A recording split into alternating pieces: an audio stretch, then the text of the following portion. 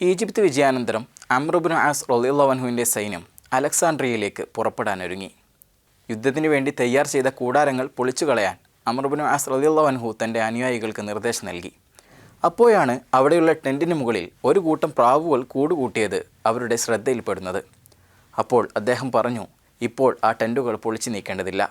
ആ മുട്ടകൾ വിരിഞ്ഞ് കുഞ്ഞുങ്ങൾ വരുന്നതുവരെ ആ ടെൻറ്റുകൾ അങ്ങനെ തന്നെ നിലനിർത്തണം. ഇസ്ലാമിൻ്റെ സഹജീവി സ്നേഹത്തിൻ്റെ ഉദാത്ത മാതൃകയാണ് അംർ ഇബ്നു ആസ് റളിയല്ലാഹു അൻഹുവിൻ്റെ ചരിത്രം. സഹജീവികളോട് എങ്ങനെ പെരുമാറണമെന്ന് വ്യത്യസ്ത സമയങ്ങളിലായി പ്രവാചകർ നമ്മെ പഠിപ്പിക്കുന്നുണ്ട്. ഇസ്ലാമിൻ്റെ ചരിത്രത്തിലുടനീളം അതിൻ്റെ ശകലങ്ങൾ കാണാം. ഇസ്രായേൽ ഗോത്രത്തിൽപ്പെട്ട വേശ്യയായ ഒരു വനിതയ്ക്ക് നായക്ക് വെള്ളം നൽകിയത് കാരണം പാപങ്ങൾ പുറത്തു നൽകിയതായി ചരിത്രത്തിൽ കാണാം. അത്രമേൽ സഹജീവി സ്നേഹം ഇസ്ലാം പ്രോത്സാഹിപ്പിക്കുന്നുണ്ട്. സൂറത്തുൽ അൻആമിൽ സഹജീവികളെ നിങ്ങളെപ്പോലെയുള്ള ഒരു സമുദായമെന്നാണ് ഖുർആൻ പരിചയപ്പെടുത്തുന്നത്. അഥവാ നിങ്ങളെപ്പോലെയുള്ള അവകാശങ്ങളെല്ലാം അവർക്കുമുണ്ട്. അവരോട് പെരുമാറേണ്ടതും ആ ഉത്തരവാദിത്ത ബോധത്തോടു കൂടിയാണ്. ഒരിക്കൽ നബി സല്ലല്ലാഹു അലൈഹി വസല്ലമ തങ്ങളോട് കഴുതകളെക്കുറിച്ച് ചോദിക്കപ്പെട്ടു.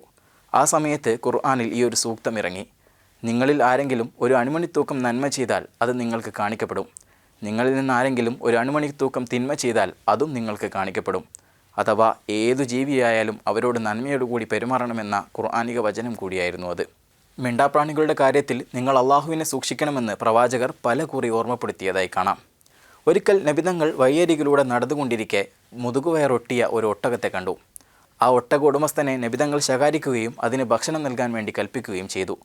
സഹജീവികളെ പട്ടിണിക്കിടുന്നതോ അവർക്ക് ഭക്ഷണം നൽകാതിരിക്കുന്നതോ പ്രവാചകൻ ശക്തമായി വിമർശിച്ചിരുന്നു. മൃഗങ്ങളുടെ അംഗവിച്ഛേദനം നടത്തുന്നതും അവർക്ക് ഉപദ്രവം ചെയ്യുന്നതും നബിതങ്ങൾ വിലക്കിയതായി കാണാം. മുഖത്ത് അടയാളം വെച്ച ഒരു കഴുതയെ കണ്ടപ്പോൾ അതിനെ വിലക്കുകയും അവർക്കുള്ള ശിക്ഷയെ ഓർമ്മപ്പെടുത്തുകയും ചെയ്തു. ഇത്തരത്തിൽ സഹജീവി സ്നേഹത്തിൻ്റെ ഉദാത്ത മാതൃകകൾ തിരുജീവിതത്തിൽ ഉടനീളം നമുക്ക് ദർശിക്കാൻ സാധിക്കും. നമ്മെപ്പോലെ തന്നെയുള്ള ഒരു സമുദായമാണവർ. അവരോടുള്ള കടപ്പാടുകൾ കൃത്യമായി നിറവേറ്റണം നമ്മൾ.